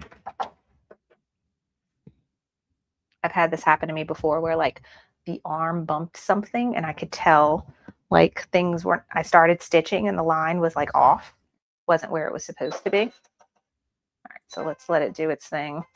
There, now I got it. Okay, do I want to recall my previous memory? Yes, I do. Amy remembered the spot. Look at that. That was lovely. All right, so it is back even on step 10, which was the step we were on.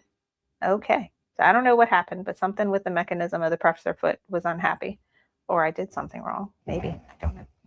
All right, but we may now continue. And it's in the middle here. And one thing I believe with this machine is when it's down and it has to travel, it's going to travel with the presser foot down. And if you're worried about it catching on anything, this is what I would do. I would go to the needle plus minus and just jump ahead one stitch. Now it is actually going to go where it's supposed to. And the presser foot won't drag across anything. Now my stellaire, it moves, the presser foot moves up when the hoop is moving, like when you're traveling from one spot to another, like a distance without stitching. The presser foot will come up. But on this machine and like my PE800, it doesn't do that. So I'm always wary of where it's moving to and just using that one stitch ahead button to move the needle and the presser foot where that actually is going to start stitching, if that makes sense. Please let me know if that makes sense to y'all. Okay. All right, where are we? We did the stitch below zipper tack down line. That was step 24 on here, stitch step number 10.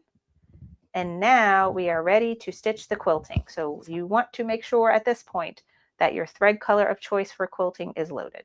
And since I've done all my steps with that thread color, I can just hit go. And so it will do the quilting. And then for me, it will do the name after the quilting.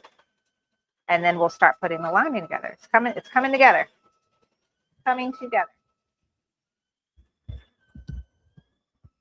Okay, let's see what I missed in the chat. I would have tried to press the button that looked like the picture on the screen.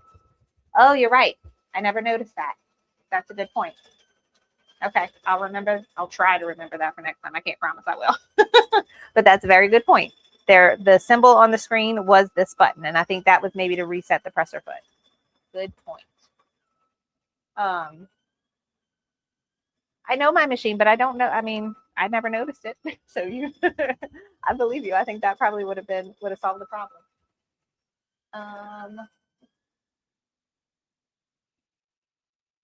Okay, Tina said that makes sense for it to be liquid starch. Yeah, it was a little. Oh, I was talking about that. Okay, so this is like a refillable pin, and so what you do is there's a line.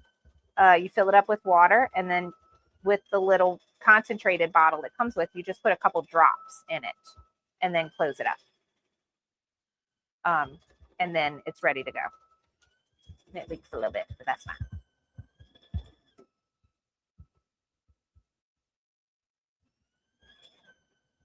Okay, let's see.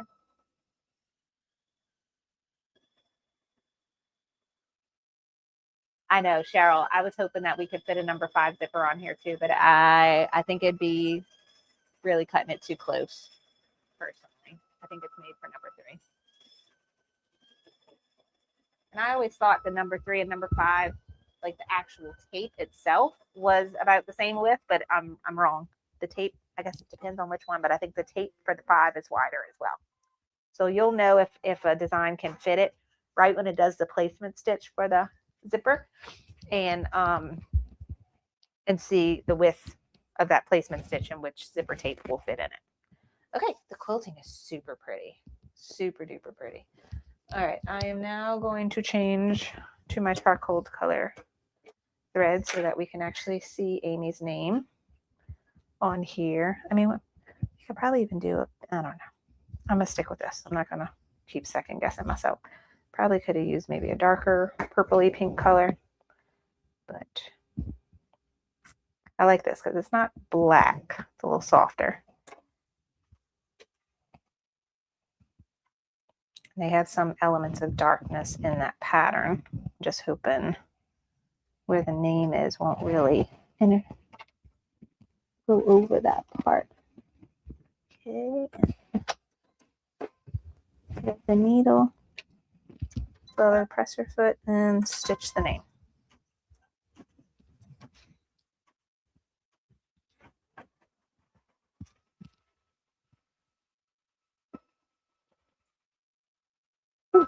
Allergy season has officially begun down here in the south.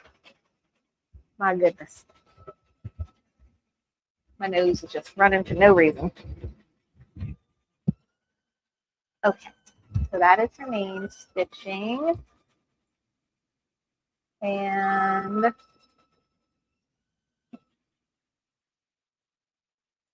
let's see. Brenda says, late to the show. What kind of pin is that with the water? So that is a Clover, made by Clover. And it's called a fabric folding pin. It's where you can open it up, add water, and it comes with like some kind of liquid starch where you fill it up with water and just put a couple drops of the concentrated liquid starch.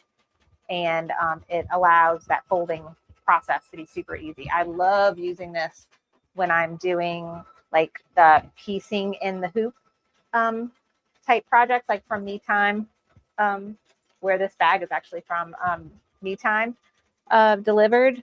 I have their Perfectly Pieced subscription, and it's all making quilt blocks in the hoop and piecing them together in the hoop. So you have like perfect points. At least the block will have perfect points. When I put my blocks together, they don't always come out great. But that fabric folding pin is great. Or if you do like quilt as you go with your sewing machine, that would be good to have. I like the color. The color looks good. It stands out. And it's pretty, but not too dark. I think she's going to like it. Alrighty then. What else? Oh, let's get some things ready if I'm going to add some hardware on the side. I think it's all right here. So, I know what I'm going to do. So, do I have D-rings? They're gold.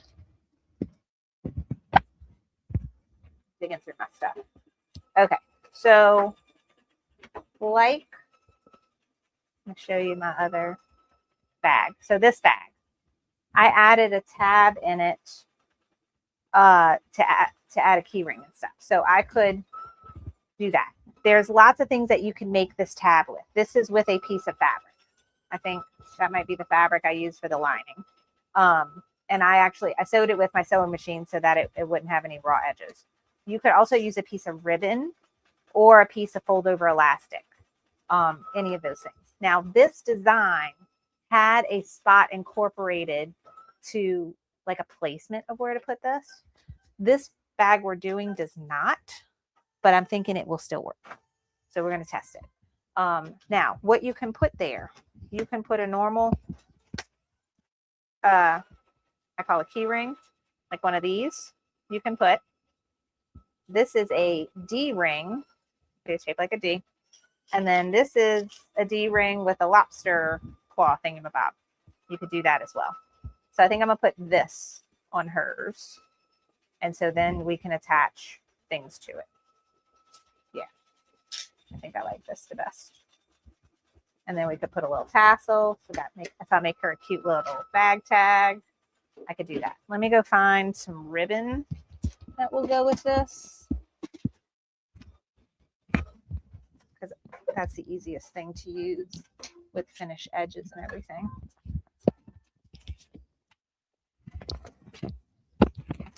Okay.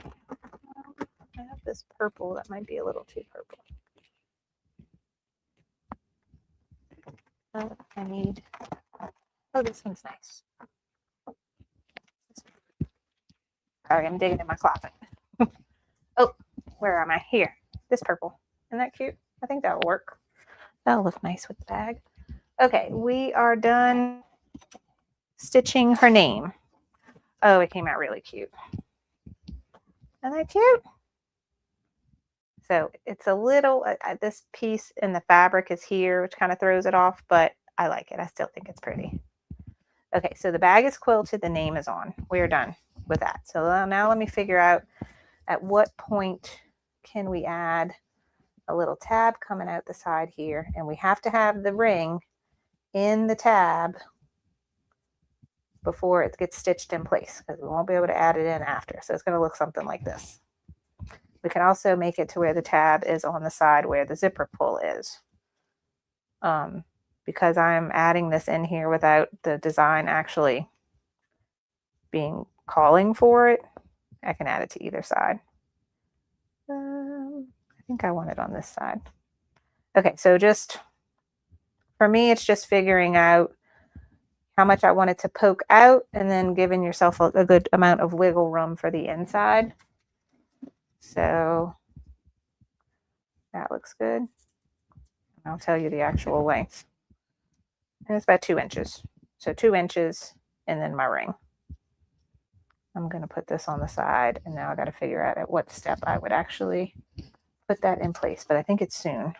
Okay, we've quilted, and now we inserted our own step of adding the name. Okay, now we are going to remove the hoop from the machine, turn the hoop on to its back, where the zipper is going that way. Place the below zipper lining. Okay, those I still need to iron and fold. Let me do that. This is my below zipper lining and my above zipper lining. So I'm just guesstimating a 1/2 inch here.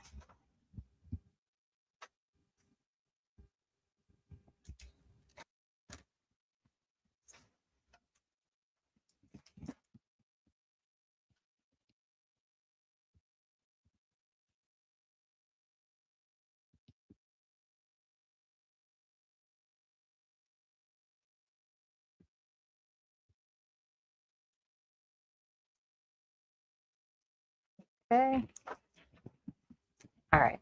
That was at the beginning of the instructions that I had missed earlier. So this is the inside the bag going towards the front.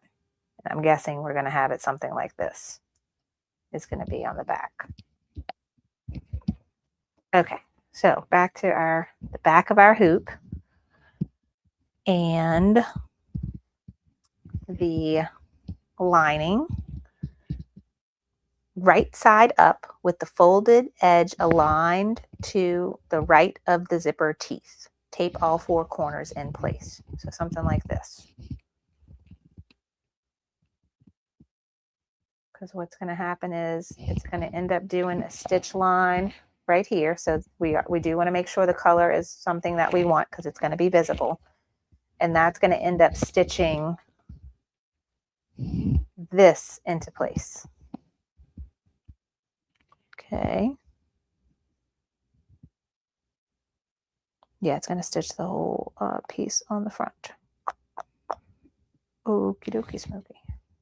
And what we could do, also with these kinds of zipper bags, you really got to pay attention to the directions, because there will be a point where we have to move the zipper pull to the middle. So I'm also like looking to make sure I don't miss that step. Okay. We are putting the inside liner, the piece that goes under the zipper with the folded edge, right side up, lining up with the zipper teeth. Have that in place. Tape all 4 corners. Okay, really make sure this is secure, because this is under the hoop. It's not something that's laying flat. So you want to be able to turn it over and it not go anywhere. Okay. Turn the hoop to the front and stitch the below zipper lining tactile line, which is step number 12 on the machine. Okay, we're on step 13. Ooh, was I supposed to do that? So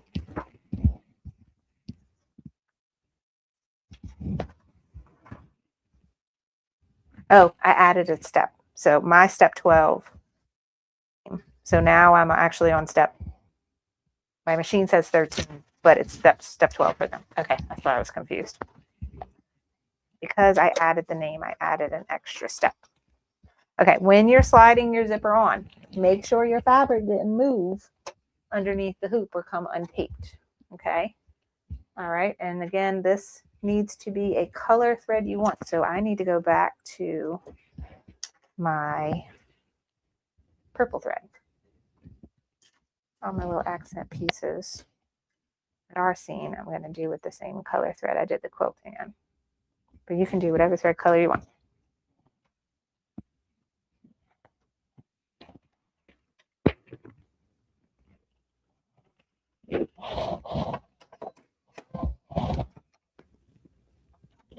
Okay.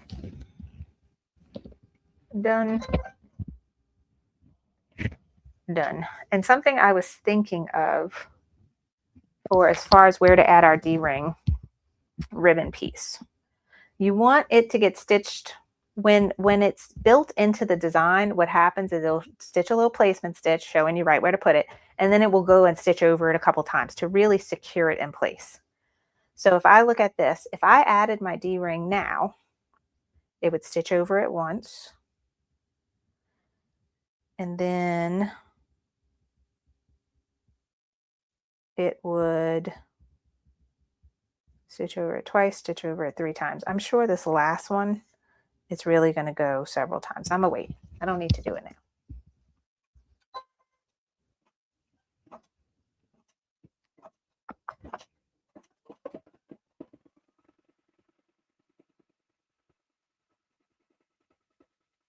Okay, so this outer perimeter here is not going to get seen, but when it comes across here, it will be seen on the front of your bag.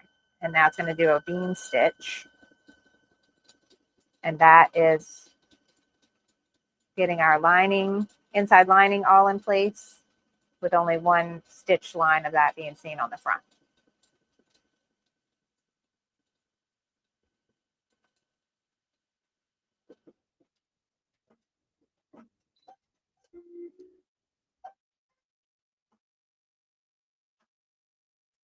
Okay. So, yay, lining is all in place where it should be. Now we're going to go do the same thing for the top piece. Okay, so we are at step 28 in the instructions now. We're taking the above the zipper inside lining with the folded in edge going towards the zipper. So I'm lining that up there. And now I can reuse this tape because this is fully secured in place now. I can reuse this tape to make sure it does not move. Sorry, I'm in the camera. There we go.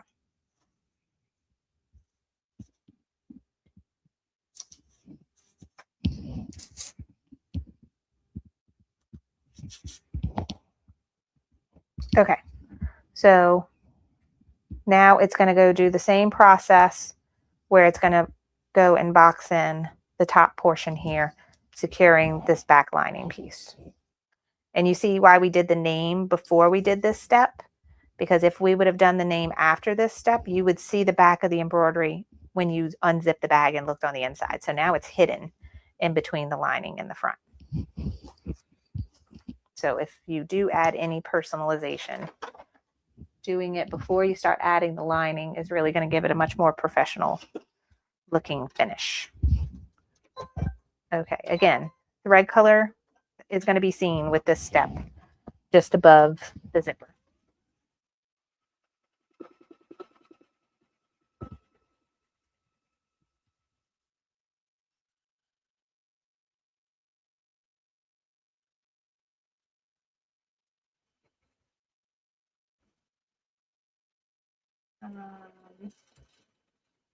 Oh, right. My screen is still on the stitches screen. I see someone said I have to wait till it's actually not stitching before I hit OK, though. I hear tape moving around. Okay, it got rolled up right here, but everything stitch well. Okay, now what are we doing? I think now we're going to get to a point where I'm going to add my little ring and my ribbon. Okay, I can take all this tape off and save it for the next steps that are happening. All right, to me, this is where things get a little tricky and confusing, where sometimes I am unsure if I have the back of the bag fabric versus the back inside lining fabric. I know when I have done bags in the past, I have messed that up where I used my lining piece on the outside back and my other piece on the inside, but it all worked out fine. Okay. So we are done stitching the lining piece for the inside the bag, the part that is above the zipper. That is there. Okay, now critically important step. This is the step where you are now going to move your zipper pull in towards the middle of the bag. All right, so the rest of the steps are really putting all the bag together.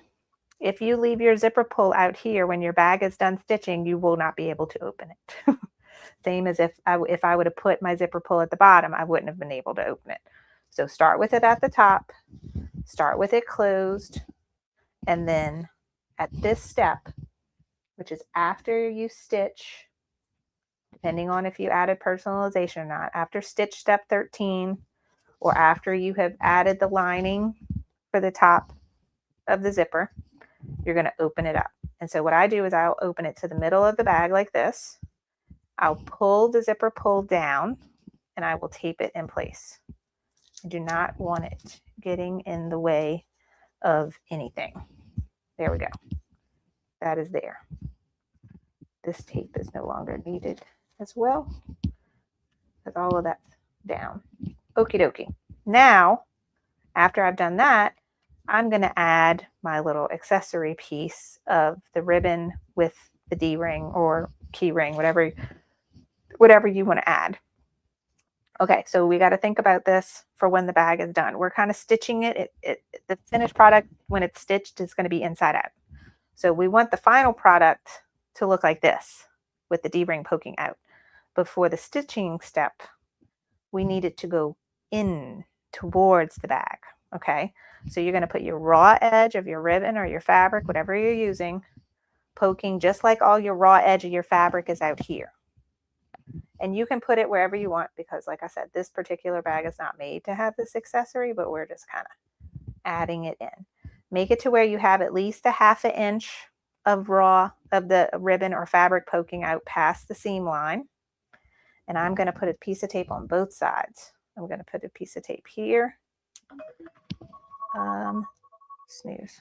It's 11:30. Okay, ooh, I need to finish. I made an alarm so that I would not miss. I need to leave this house in 30 minutes to go to my daughter's thing. Okay, we're almost done. Okay, so I'm taping this, really making sure that it's there. Okay, now this was our little side stuff. Open the zipper, ring if you want to, and now place the back fabric, not the lining, but the back. So the part that I have matching here.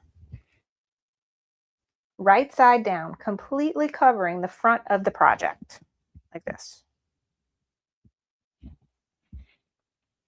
Okay, we're not stitching anything yet, and we want to tape this in place.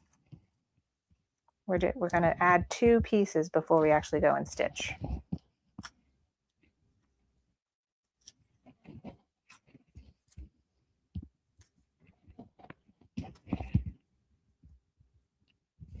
Okay, so this is the back of the bag. We're at the front of the hoop. Turn it right side down, covering the whole bag, and tape it. Now turn your hoop over and get your extra piece of batting. Okay, and you're going to do the same thing. This doesn't matter what side, but we're going to cover up the whole project. And I can see my stitch lines for the outside of the bag, the perimeter of the bag. Same thing. We're going to stitch that in place. tape that in place.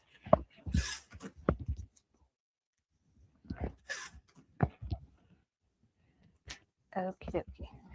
All right, so that is taped in place. Now we're going to go actually stitch a step. So it's going to get the back of the bag and the batting. And then we're only got one step left after this.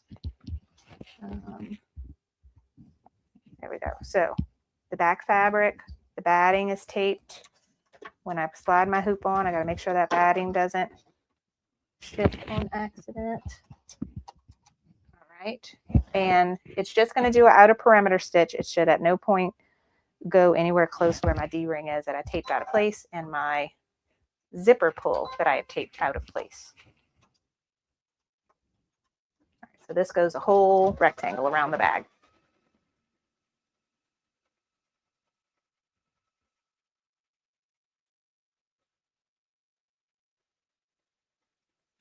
It's something I want to watch because most in the hoop projects, I see there's only one more step after this, which is correct. We just have the step to add the last piece of lining.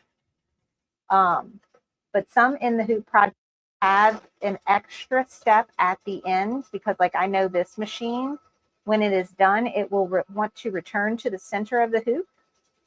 And because I have these bumpy things in here, like the D-ring and the zipper pull in there, it might like drag across and mess something up. So I'm going to pay attention to that when I'm done. Okay.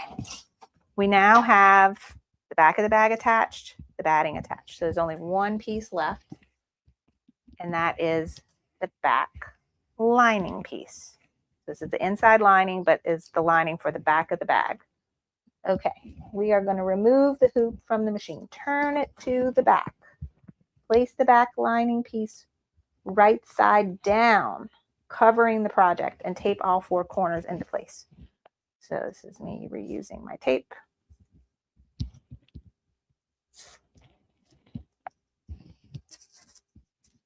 Okay, covering it right down. Taping back into place. Now, the reason why this step is a little different is it's going to stitch around but leave a hole here. And that hole is going to give us the ability to turn this bag right side out when it is done.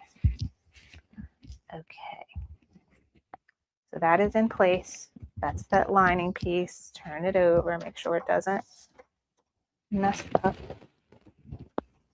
when I'm sliding it in.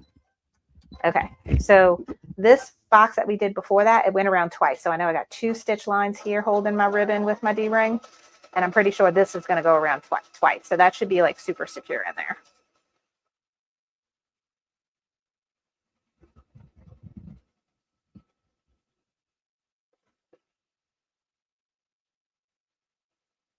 And because we're using that nylon zipper, it's no problem for the machine to stitch right over it. Okay, I'm going to keep my finger on this green button. I don't think it will be a problem though. Nothing should be in the way right there. No. I think when it's done, it's going to return here. There's nothing in the way right there. Oh, and the thing went up anyway, so it's fine. So no worries about that. All right, we are done stitching our bag. Does it look like a bag? Not really, but we're going to make it into one. Okay, and I'm going to go quick for this part because now I'm running behind to my daughter's school. So when you watch the replay, you might have to pause me so that you follow along. Go a little quicker. Okay, so I'm just removing all the tape. All the tape on the front. Unhooped it. All the tape on the back. Okay, I'm going to need a good pair of scissors because you have to cut through lots of layers for this part.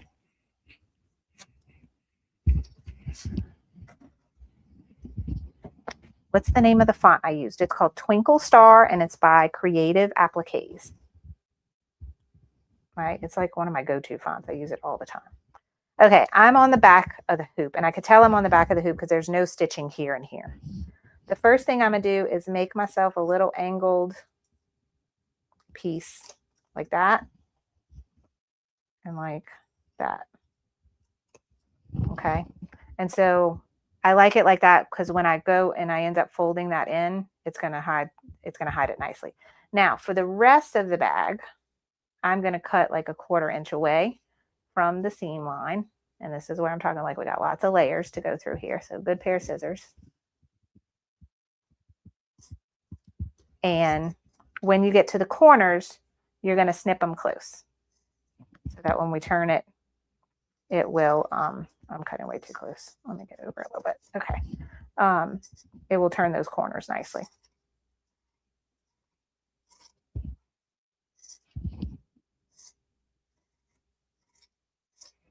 And you'll notice when I'm cutting, I also cut those edges of my zipper that was poking out.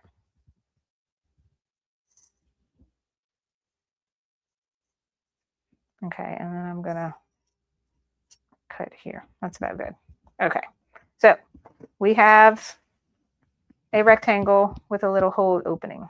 I want you to look in this opening. There's only going to be one spot where you can actually go through it, and that's here between the batting and the lining.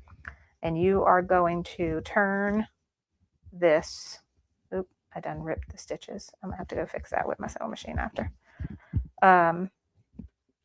Usually it does, it goes over that spot several times because you're putting a lot of pressure on those corners right there to turn this bag right side out.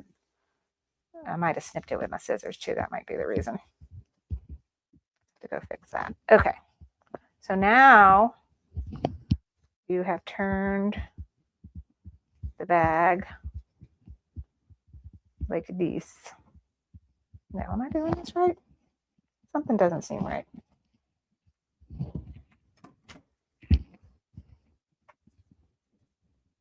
I missed something.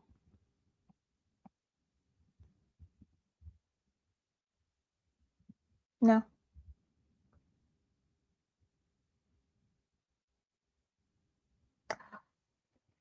Did I do that right? Oh. I put batting on the front, right? I don't even remember what I did now. Okay. Let me see. No, I didn't add my batting in the right spot. Oh, you see, I was too cocky that I knew what I was doing.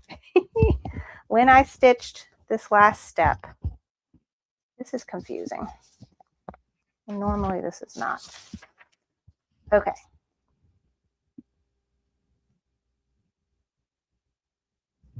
We did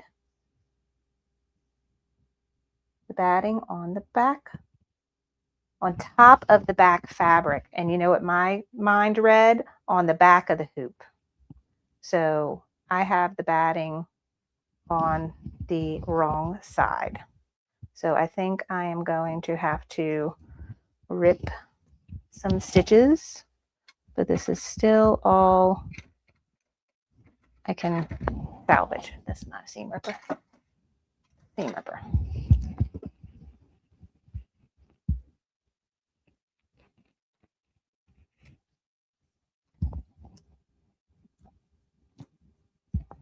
What I want is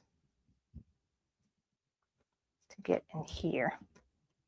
So now you're going to see batting on the inside of my bag. It's fine. All right. What I want is to get in here. So my batting is on the wrong side. But one thing I could do to fix that is just remove the batting altogether, which is probably what I'll do.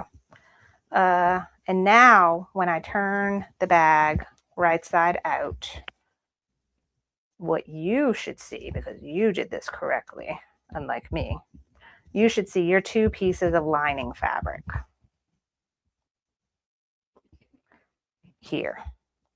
So I can just go and remove my batting altogether. But I'm going to leave it alone for now because we're on a time crunch. Okay, what you are seeing is the inside of your bag. You should have lining here with the zipper, and you should have lining on this side, okay? You have a hole in your zipper. This is because we cut out our cutaway stabilizer earlier. This is the part, if you had tearaway stabilizer, you would be able to just pick that out and tear it away. You can stick your finger in here. Now I have taped my zipper pull down, so I need to pull that tape out. Now I can open my zipper. This is the front of my bag. And now I turn it again.